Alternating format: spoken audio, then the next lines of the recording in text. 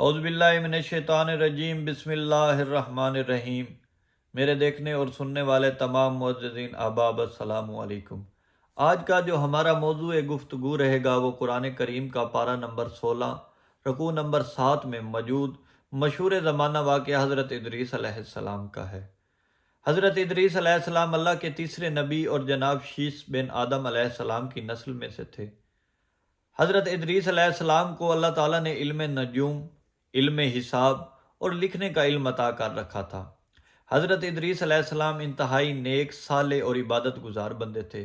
ان کی نیک، صالح اور عبادت گزاری کی وجہ سے ایک دفعہ پروردگار عالم کے حضور حضرت عزرائیل علیہ السلام نے عرض کی، یا پروردگار، میں تیرے اس نیک، صالح اور پرہیزگار بندے کے پاس کچھ وقت گزارنا چاہتا ہوں۔ اللہ تعالیٰ نے ان کو اجازت دی۔ اللہ تعالیٰ نے ان کو ارشاد فرمایا، اے عزرائیل، اگر میرا نیک بندہ ادریس علیہ السلام تیرے سے کوئی خواہشات کا اظہار کرے تو ان کو ضرور پوری کر دینا۔